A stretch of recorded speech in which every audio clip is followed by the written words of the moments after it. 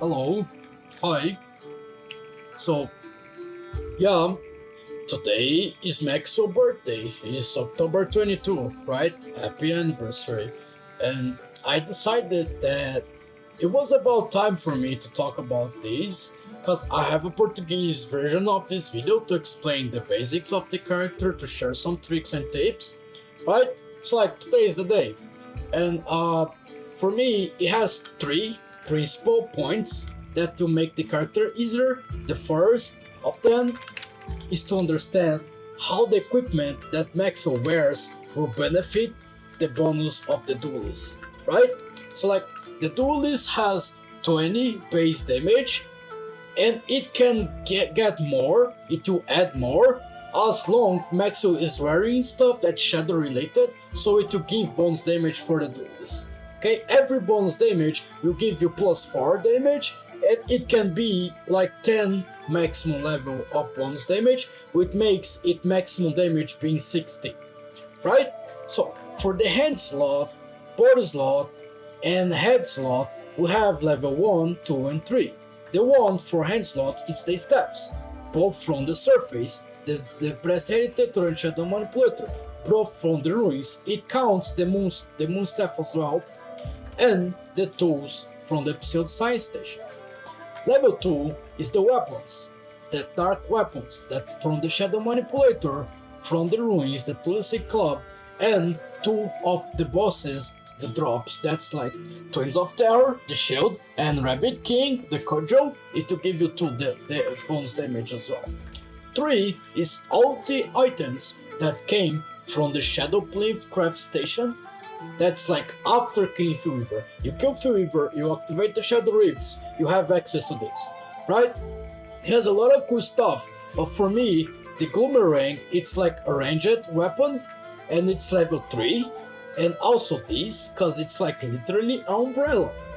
It's level 3 holding umbrella to protect you against rain, to give you insulation against heat, like for summer. So like, it makes fighting on hostile environments solid, because it's still giving the bonus damage for the duels, right?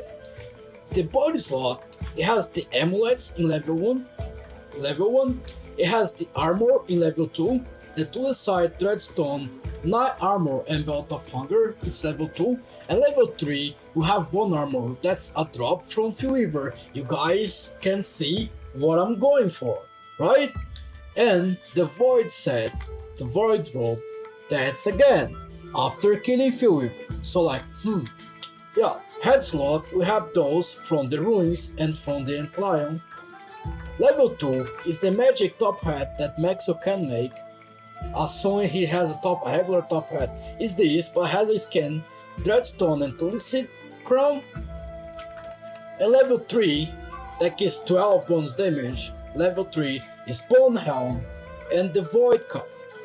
That's another item from that station, right? So here I have two items that are huge to improve Maxell gameplay, straight up. Because like, once you spawn a duelist, you can notice that it will shatter your sanity. You have a maximum of 5 duelists to give you this 50 threshold.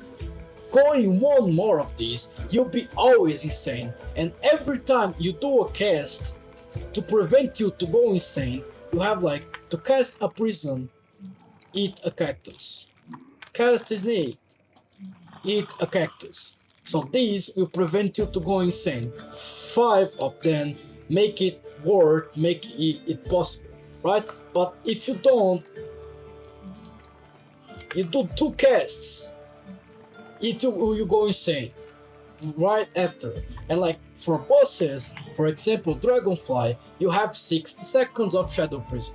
It kind of like, it's short, it's just enough. You need a little bit of practice, but it's short, okay? You guys can make it. But then here's the 2 things. First, when you go 6 duelists, you'll be always insane, right?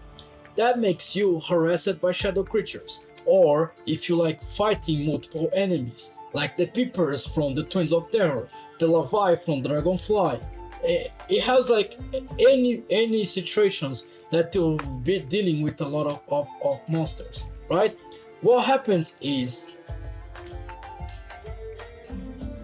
if you have an enemy and you try to cast, if the enemy hits you, you lose the cast, right? So like if I try to cast like a snake, you can see that I lost the flower because I got hit. In this time I could cast it, but like every time you try to do it and you got hit, you lost the effect of this spell.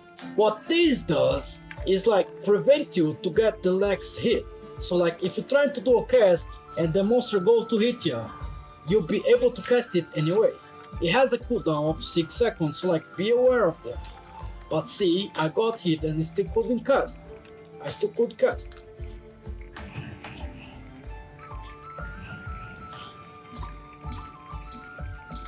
So yeah, the other thing is this makes all the shadow creatures passive to you. So they can be around, you be insane, and you can cast freely without being interrupted because they don't care anymore. So it's just about enemies, right? Another thing is a lot of people have this discussion about how the damage of Maxell, what's better, because I forgot on purpose the last hit. This is the last piece of River Set. It gives you 4 levels of bonus damage for the duels. When I said 60, I was talking about 4, 3, 3, so it's like 6, 10. This is the maximum amount the duelist can have. But the duelist doesn't hit as fast as a player. A Maxwell with a dark sword, can do more damage than a Maxwell holding a turbo, relying on the duelist. In some situations, if you're just like staring, the dark sword will do more damage, even like it's dropping the level bonus to 4 to 2, from 4 to 2, right? It will be like 8 maximum amount of bonus level. And the damage from the character actually matters a lot.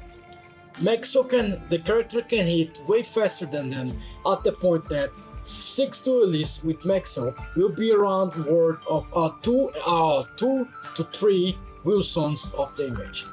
2 or 3 characters, default characters of damage, right? And you still have to stop a lot to be casting more, because they will got hit and disappeared. You probably will be casting prison, you probably will casting another stuff, moving a lot because you have to kite, yada yada yada. So yeah, some folks will say that Void set with Shadow Reaper and just 5 duelists is better than this. But for me, dude, just by the fact that you don't have to concern about shadow creatures, make the bones hands down better, right?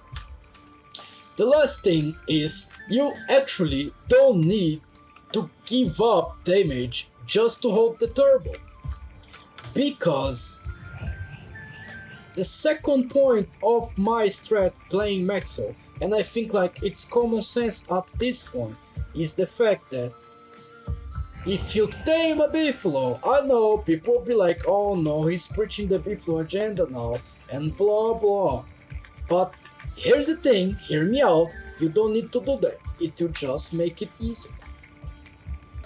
It will make it easier because now you have bonus maximum damage and you still can hit, because ordinary beefalos have 50 damage. Ordinary beefalos with this saddle have 68 damage.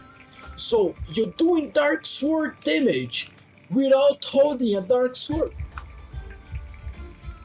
You can have both the best of the both worlds, because you give maximum bonus damage for the duelist and it still does dark sword damage because beefalo with the saddle.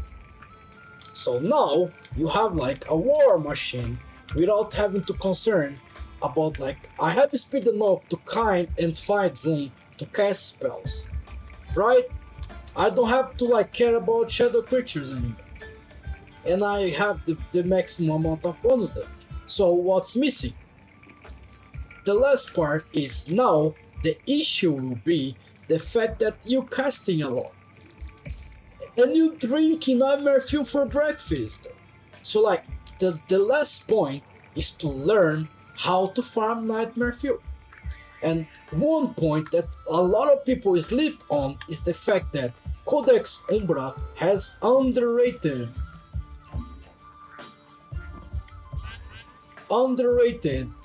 spells. In the case I'm talking about Shadows, because like these goes bone, these goes like gathering, these make enemy stuff, me stuck enemy, me bonk enemy, me chop trees, right? But then people sleep on Shadow Sneak, because people be like, oh, this just makes like enemies go fear. Wrong.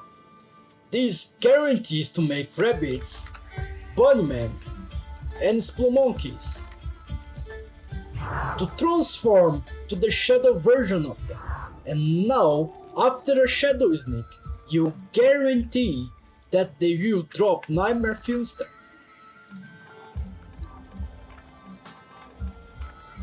Now, every time you kill a rabbit after a Shadow Sneak, they will drop a nightmare fuel. The bunnymen as well.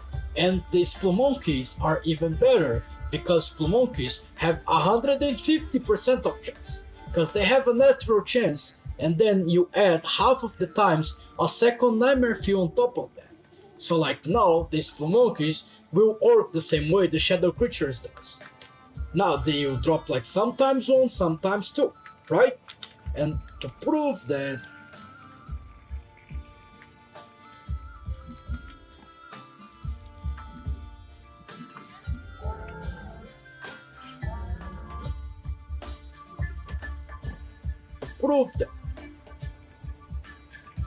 we had the same amount of rabbits. It has 5 rabbits here.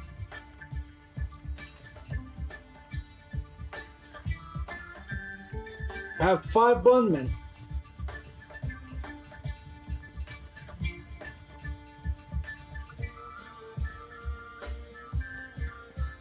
I have 5 spelunkies here.